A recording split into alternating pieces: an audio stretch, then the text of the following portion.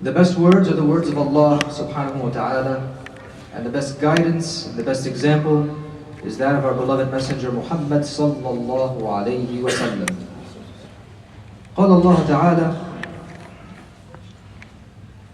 ومن أحسن قولا ممن دعا إلى الله وعمل صالحا وقال إنني من المسلمين وقال رسول الله صلى الله عليه وسلم بلغوا عني ولو آية. صدق الله العظيم. واللهم صل وسلم وبارك على نبينا محمد وعلى آله وصحبه أجمعين. Allah says in the Quran to Surah Fussilat, and who is better in speech than the one who invites to Allah and does good deeds and says, verily I am one of the Muslims. And the Prophet ﷺ said, convey from me even if only one ayah, even if only one verse. Today inshallah I want to talk to you about da'wah, calling people to Islam or informing people about Islam. This is the job of all of the Prophets alayhimussalam, and after the Prophet Muhammad alayhi it falls upon his followers, the Muslims, to continue this job of informing and conveying the message of Islam. But I'm not going to talk about da'wah in an organized or an institutional sense. I want to talk about personal relationships, inshallah. And I'll start with a bit of a story about myself. I grew up in this country, and when I was younger, I had lots of friends from many different colors and many different religions. I was invited to Chris's house, I went to Dan's birthday party, I went to Jeff to the museum, and I used to hang out with Mike at lunch. But near the end of my high school, and as I went to university, something changed that I didn't quite notice at that time. I started putting up walls. I found myself very much attracted to the MSA. I got very involved, very active in the MSA, the Muslim Students Association, and I surrounded myself entirely with other Muslim students. And I neglected or cut off my ties with my non-Muslim friends from high school. I was comfortable with my Muslim friends. These were my people, we were struggling together, we were learning the deen together, we were being active, fi sabilillah together. No doubt this was very good for my iman, alhamdulillah, but it meant that da'wah declined. I started to think that I couldn't relate to non-Muslims anymore, and so I stopped making the effort. And I used to think that it's enough that I say salam or I say peace to the person when I buy my groceries, or good morning when I go out of go to my car to go to work, to my neighbor. I thought that was pretty much all I need to do, just be smiling and happy and nice and courteous to the people who are around me that I see in my regular day, and that's enough da'wah. That's enough da'wah. I was fooling myself. I thought that was enough to fulfill the responsibility that the Prophet sallallahu alayhi wasallam asked his followers to continue after his death. But I was wrong. After the recent election results, I think I have to say that reality is not this way. Just smiling at the clerk, or when I go buying my coffee, or as I go passing my neighbor to my car and he's going to his car, smiling and being friendly is not enough. It is no longer enough for us as Muslims living as a minority in a non-Muslim country like America. A Time magazine poll found that more than 4 out of every 10 Americans holds an unfavorable view of Muslims and of Islam. More importantly, over 60% of the people polled admit that they don't know a Muslim at all. They have no friends, co-workers, neighbors, or even people who come that they track. They don't know any Muslims. Therefore, the only way that they form opinions about Islam, about our Prophet Muhammad ﷺ, and about Muslims in general, is through the media, or their friends, and Facebook.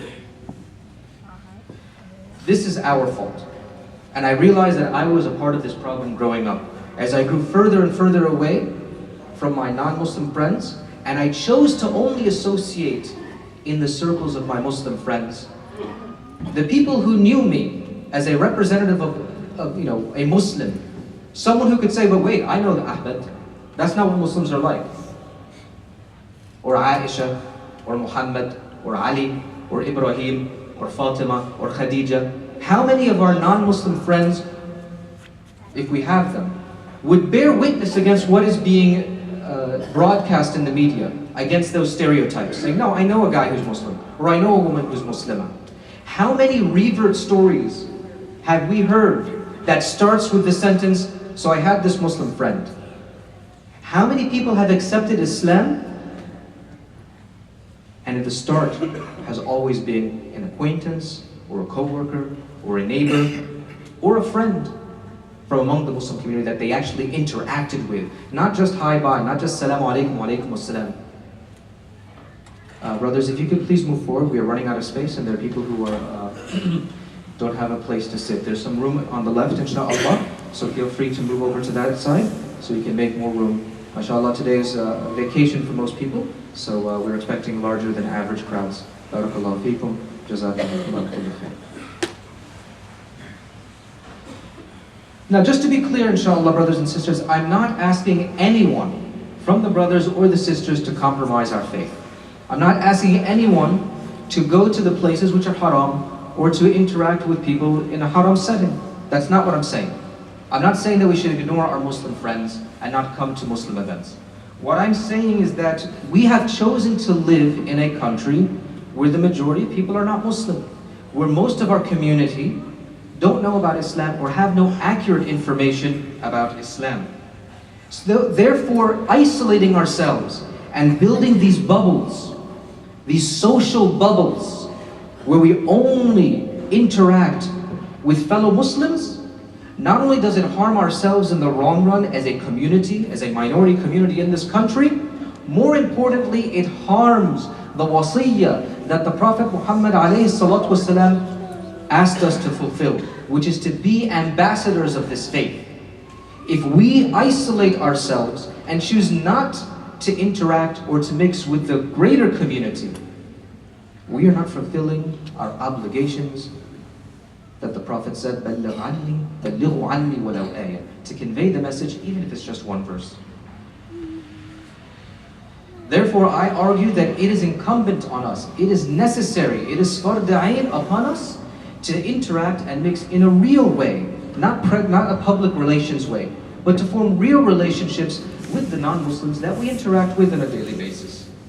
Perhaps if more Americans actually met a Muslim, not just for a few seconds at the school or at the store, but actually sat down and talked with us, ate with us, went to various social activities with us, then maybe the people would not have such a bad opinion of us and would be able to push away the stereotypes that are being broadcast 24 hours a day, 7 days a week. Then perhaps next time they hear somebody talking badly about Islam and Muslims, that person will bear witness for us, not against us.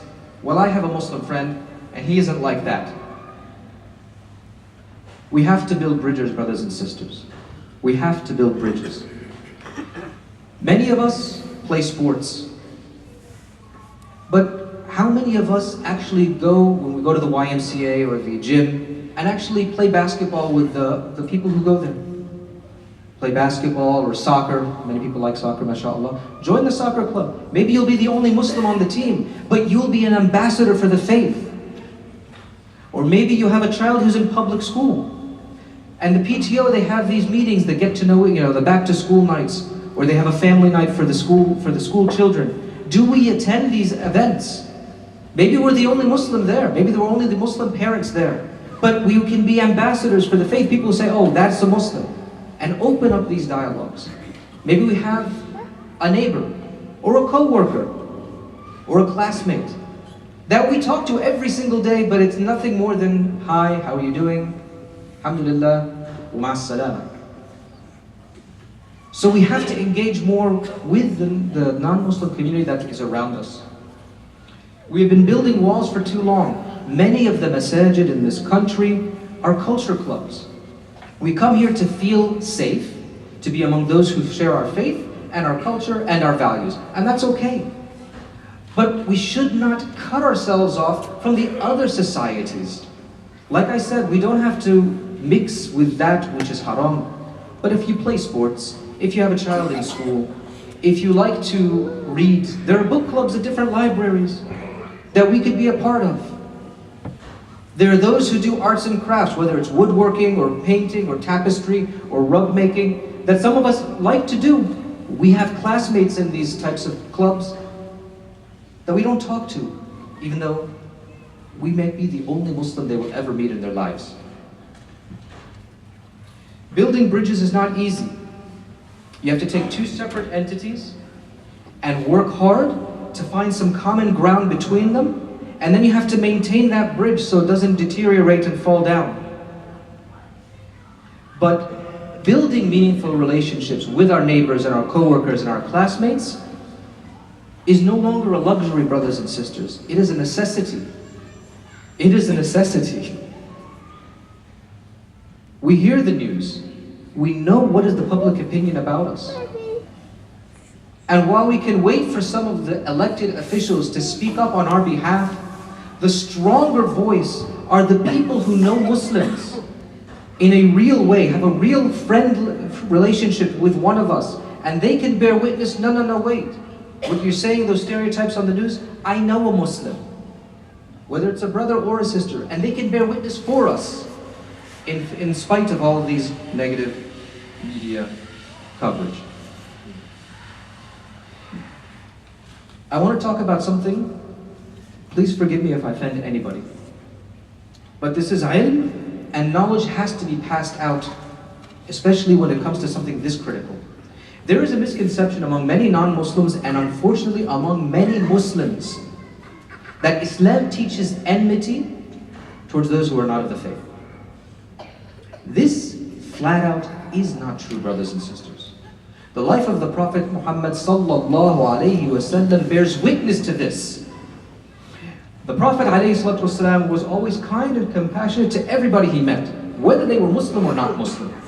He would visit non-Muslims when they were ill and give them advice and counsel when they asked him for it. He helped a non-Muslim woman with her heavy load, even though she was openly talking badly about him and about Islam. When a funeral procession of a Jewish man was passing by, the Prophet ﷺ stood up out of respect. And he told the companions, is he not a soul? This is the example of our Prophet ﷺ. He called upon us to be kind to our neighbors and to honor them. So much so that Abdullah ibn Umar radiallahu anhu, after slaughtering his sheep, asked his servant, did you give some of the meat to our Jewish neighbor? For I heard the Prophet sallallahu alaihi wasallam say, Jibreel continued to enjoin upon me the good treatment of our neighbors to the extent that I thought that they would have a share of the inheritance. And this is recorded in both Bukhari and Muslim. Not only was the Prophet ﷺ kind to others, he stood up for the rights of all of the disadvantaged around him. Unfortunately, we have a very negative stereotype about us, brothers. Muslims only come out to a rally or only stand up if it's for Muslim rights. But when it comes to Black Lives Matters, or when it comes to immigration reform, or when it comes to any kind of social justice, we're absent. And this is not the sunnah of our beloved Messenger, sallallahu alayhi wasallam. The Prophet Muhammad alayhi salatu wasalam, he was a part of Hilf al-Fudul, which was a pact that the Meccans made before Ba'ath al-Risala, before he became a prophet. And this pact was where they all agreed that they would band together to defend against anyone who was being oppressed in Mecca, in the holy sanctuary. And he said, alayhi salatu wasalam, that if he was asked to fulfill this pact today, this is after he becomes a prophet, I would do so. Sallallahu alayhi wasallam. Brothers, we still need more space, so if we could try to move up some more, inshallah. If you see a space in front of you, please fill it up. Let's just try to get all of the spaces filled in the front so that we can be having some space available in the back. Barakallahu feekum. So the Prophet didn't just care about the Muslim community. He cared about all community. The Prophet ﷺ didn't just care about justice to the Muslims, but he cared about justice to everybody, all of the widows, all of the poor, all of those who were cast aside in society. He cared about them. And that means that we should also cultivate this feeling of caring about others. That we should be moved when it comes to social justice, regardless of who. Regardless of who. Now there's another thing I want to teach you, inshaAllah.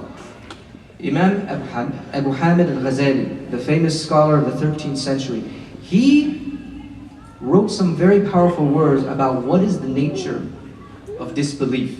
Because there was, in his time, a lot of debates and arguments where people would call this person kafir, and this person is a kafir, and this person is no longer Muslim, and this person is this way, and this person is that way. And he outlined that of the people who are not Muslims, there are three categories of them. And I want to elucidate so that everyone is clear, especially our youth, because there's a lot of propaganda from the non-Muslims and from the extremists among the Muslims about this. Abu Hamid al-Ghazali said there are three types of people who are not Muslims. He said the first type are the kind who have never even heard the name Muhammad. They are excused. You can't call them a kafir, brothers. Kafir means rejecter. The one who hides something, rejects something out of arrogance and pride. This person doesn't even know the name Muhammad. How can you call him a kafir? The second type are the type of people who have learned, who have met a Muslim, learned about Islam,